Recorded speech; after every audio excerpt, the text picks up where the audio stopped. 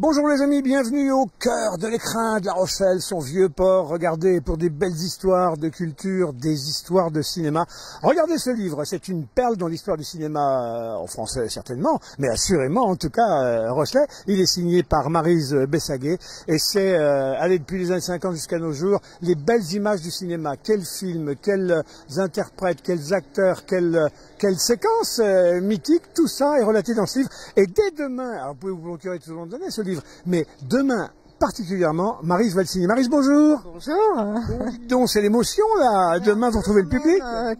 Moi je suis toujours pleine d'émotions dès que je dois parler de ce livre et puis faire des dédicaces pour les gens qui vont venir, je l'espère nombreux demain matin, pour ce brunch à la librairie Gibert. Alors La Rochelle fait son cinéma, vous allez nous conter, mais vous-même, comment vous arrivez dans ce monde là? Comment vous faites votre cinéma un jour au point d'être une pro dans les sphères du cinéma français? Je ne sais pas si je suis une pro dans les sphères, moi je viens de la musique. Mais quoique la musique et le cinéma, ça sonne bien aussi ensemble. Ouais. Et en fait, je suis tombée sur des photos de Jean Gaillard. Et je me suis photographe à Sud-Ouest à l'époque, des années. Absolument. On l'appelait un peu le douaneau de Rochelle, de La Rochelle. Et c'était quelqu'un qui se baladait partout, dans la ville de La Rochelle notamment, et qui croisait toutes ces stars du cinéma de ces années 50, 60, 70 à La Rochelle. Alors ça pouvait être Yves Montand, Simone Signoret, qui eux étaient en vacances. Ouais. Mais c'était aussi Lino Ventura, Annie Girardot pour Le Bateau d'Émile, qui est d'ailleurs tourné en partie ici, tout près de nous, sur les quais. Le sang à la tête avec Jean Gabin, c'est la pleine époque Jean Gabin, et ici à Lancamp, à l'époque du marché aux poissons, et il était ravi de venir découvrir un marché aux poissons. Lui, le terrien, il avait envie de découvrir un peu la vie des marins pêcheurs. Alors faites-nous rêver, donnez-nous des noms de stars qui ont marqué leur temps. Beaucoup des années 50 d'ailleurs, ça a été... il y a eu un peu de tout temps des tournages ici, mais surtout dans les années 50. Allez, des stars ou alors des titres de films ou des séquences cultes qui peuvent être relatées dans le livre. Je raconte un peu des anecdotes, des choses un petit peu inédites sur les tournages qui se sont passés ici. Alors effectivement, on va de Jean-Louis Trintignant avec Romy Schneider qui tourne à la gare de La Rochelle le train. Et après leur tournage, par exemple, Rue sur les Murs, ils vont aller manger dans un petit resto. Alors ils essaient d'être en toute intimité, mais ça va pas être facile. Ça va pas être facile, mais ils vont réussir. Ils étaient à l'époque un peu assez proches, on va dire. Et puis il y a qui? Il y a Jean-Claude Pascal aussi qui tourne dans un autre film. Et alors lui, c'est le dandy de ces dames, et impossible de pouvoir tourner avec lui tellement les dames sont autour. La ville de La Rochelle va installer un barriérage. Enfin bon, ça va être assez compliqué pour ce tournage-là. Un peu plus tard, il y a aussi Adjani qui a marqué sa trace ici. Oui, c'est même son premier long métrage ici. Elle a 16 ans. Elle est déjà assez exigeante sur le cinéma. Qu'elle apprécie beaucoup, ça s'appelle le Petit Bougna, le film. Et donc c'est une séquence qu'elle va tourner sur la plage de Sablanceau, sur l'île de Ré. Et là, la colonie de vacances va se baigner, mais elle est un peu refroidie par la chaleur de l'eau. Et elle demande si on ne peut pas lui réchauffer l'océan pour qu'elle puisse y aller. Il n'y a pas que La Rochelle, du coup, il y a tout autour aussi. On a filmé, je pense, sur le fameux Fort Boyard. Voilà, Fort Boyard, Les Aventuriers. Voilà. Alors encore Lino Ventura. Lino Ventura avec un jeune homme qui s'appelle Alain Delon et qui est là pour la première fois, et avec Lino Ventura. Ça se passe bien, ça se passe même plutôt pas mal. Et il y a aussi quand même, là on est dans Les Aventuriers de l'Arche perdue, dernière version. Mais le premier tournage est en partie aussi ici à la Palisse. Gabin, vous l'avez dit? J'ai dit Gabin, j'ai dit Romy Schneider, j'ai dit Annie Girardot. Il y en a tellement, ils sont quasiment tous venus ici. Michel Piccoli, Léa Massari. tous ces stars, quoi. Éric, ce livre, c'est un livre qui n'existait pas. Alors, il y a plein de trucs sur le cinéma à La Rochelle, vous êtes un des spécialistes de cette question-là, mais ce livre, il n'existait pas, en tout cas dans le récit de tant de gens, dans des moments de complicité, d'intimité, même cinématographique.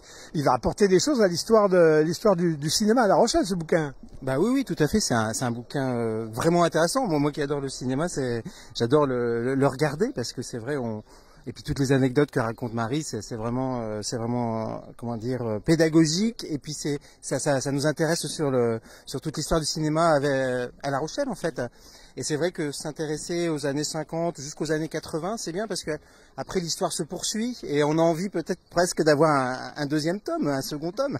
Alors le cinéma s'est accroché à nous, et par voie de conséquence, c'est comme si cette ville était faite pour ça, pour le cinéma, des festivals à l'appel, sur les questions environnementales bien sûr, mais en même temps sur les grands réalisateurs révélés, sans compétition, le festival du film, Cannes en compète, ici il n'y a pas de compète. Tous ces acteurs qui viennent, vous qui les côtoyez de temps en temps, etc., ils ont une accroche particulière à La Rochelle. Comment ils en parlent de La Rochelle, ces acteurs? Je crois que quand ils viennent sur le festival du film actuel, c'est vrai que c'est une vraie accroche du cinéma à La Rochelle. Et c'est vrai que justement, vous le disiez Denis, les acteurs arrivent ici en toute déconstruction, puisque de toute façon, il n'y a rien à gagner, il n'y a rien à perdre. Il y a juste à rencontrer le public, faire des rencontres avec le public, partager des moments avec le public. Et c'est vrai que je pense que c'est une belle accroche du cinéma. Et puis après, c'est vrai qu'il y a beaucoup d'autres festivals toute l'année. On peut citer maintenant un autre festival. Alors c'est moins cinéma, mais c'est plus télé. Le festival de fiction TV, c'est bien ancré aussi à La Rochelle. On a deux gros moments importants. Film d'aventure. Le film d'aventure, tout à fait, au mois de novembre. Et puis on a encore plein de petits festivals à côté. Vous avez les escales documentaires qui s'intéressent au monde du documentaire. Vous avez un festival du film sud-coréen. Vous avez la semaine du cinéma chinois. Vous avez un petit festival qui s'appelle Cinéma et Justice. Donc vous avez plein d'actions toute l'année autour du cinéma. Et je pense que c'est ce qui continue à cultiver le lien de La Rochelle avec le cinéma et le monde du cinéma. Alors il manquait plus qu'une chose, c'était un temple du cinéma, une espèce de Cinecittà. On a cru qu'on la tenait, je n'oublie pas que vous êtes élus, mais enfin bon, vous n'êtes pas dans la majorité, donc vous n'êtes pas responsable de ce qui se passe.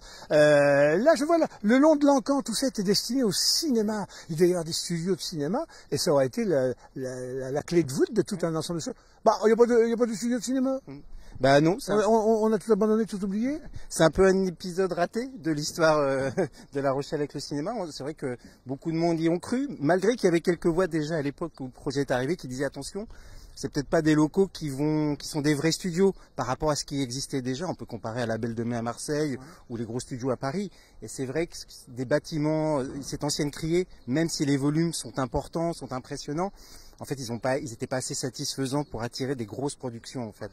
Il y a des grosses qui viennent pourtant travailler leur son, mais c'est à Rochefort qu'ils vendent, dites donc, dans un cinéma de quartier, qui a de l'allure, en tout cas, pour produire aujourd'hui.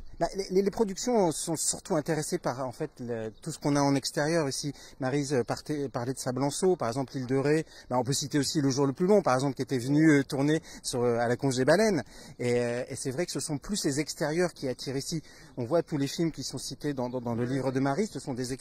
Ça se tourne dans les rues, face aux bâtiments historiques, et que ce soit à Rochefort ou même sur le département de la Charente-Maritime, ce sont beaucoup des lieux extérieurs qui satisfont. En fait. Il y a eu des lieux intérieurs. À Royan, il y avait des studios de qualité, comme sur la Côte d'Azur, il y avait des studios. Il y avait à Royan, sur la Côte Atlantique, le plus grand studio de la Côte Atlantique. On est fini tout ça? Bah oui, c'est fini. Mais en fait, l'aventure continue quand même, parce que c'est vrai qu'on peut citer qu'il y a quand même un bureau des tournages départemental qui fait un travail pour attirer beaucoup de productions. Et puis aussi, on a ici des associations qui font vivre tout un écosystème du cinéma, autour du cinéma, des techniciens, des acteurs qui peuvent se retrouver sur des tournages qui se tournent ici, qui se font ici, pardon. Et puis c'est vrai, tout dernièrement, là, il y a eu cette histoire de cette super production américaine qui s'appelle The Lost Locket, qui doit être tournée sur l'île de Ré, je pense qu'il y a eu des tournages, on attend la sortie, on va voir ce que ça va donner, en fait. Ouais. En tout cas, comme l'indique si brillamment Eric, repris dans ce titre qui dit la même chose, La Rochelle fait son cinéma, c'est La Rochelle qui se fabrique son cinéma, c'est les Rochelais, la qualité d'accueil que vous leur réservez, des lieux que vous leur offrez, qui font qu'ils aiment bien venir ici, les artistes. Alors, on rappelle l'information clé, mais j'en ai peut-être deux là derrière à vous donner. La première, Maryse. La première, c'est que demain matin, on peut retrouver La Rochelle fait son cinéma à la librairie. Ce samedi. Quelle rue? De Quai Valin, et de 11h à 13h autour d'Ambrunch. Voilà, vous verrez, elle est passionnante, elle a plein d'histoires, elle vous accompagnera dans la lecture de ce livre. La deuxième info, c'est que vous ne l'avez peut-être pas vu, mais juste derrière nous, au-dessus des tours de La Rochelle, derrière dans la vieille ville, il y a eu tout à l'heure un nuage très sombre devenu très blanc de fumée. On va aller aux informations, il n'est pas impossible qu'il se passe des choses dans la vieille ville. Et puis la dernière nouvelle que je vais vous donner, c'est La Rochelle, non seulement le Havre pour les gens du cinéma, mais c'est le Havre pour les dauphins. Car il y avait tout à l'heure des dauphins qui tentaient de faire leur entrée dans le Vieux-Port. Et comme on est dans le mordeau de la marée haute, ils ont failli rentrer dans le bassin des chalutiers, dites donc, prisonniers avec les yachts. Alors... Mais ils voulaient peut-être participer au festival du film. C'est peut-être ça. Ils voulaient peut-être se retrouver sur la pellicule. Eh ben, les amis, il faut leur préparer un badge. Que voulez-vous que je vous dise, moi, hein? Bien, merci. Maryse est partie. Ça y est, elle est allée courir au-devant de son destin. À très bientôt. Nous, on se retrouve pour un petit rendez-vous cinéma avant la fin du festival, Eric. Oui, tout à fait. Apparemment, le festival se déroule bien. Les entrées sont nombreuses. Pierre Richard, un tabac. Pierre Richard a fait un tabac. Et puis, il y a encore 2 belles journées à arriver, notamment demain, la journée Nicole Kidman, avec des films de sa filmographie qui sont très intéressants. Voilà. Et ce soir, d'ailleurs, une petite soirée à la Sirène, une soirée musique. Il repasse le fameux Métropolis de Fritz Lang, accompagné d'une musique faite par Arnaud Rebutini, qui est une des figures de la musique électronique en France. Si vous avez l'occasion d'y aller, faut y aller, faut aller voir ça. Bien des moments bien acidulés sur la petite télé, les amis. DLR, la télé acidulée. Pouet pouet. Merci, au revoir. À bientôt les amis, à très bientôt.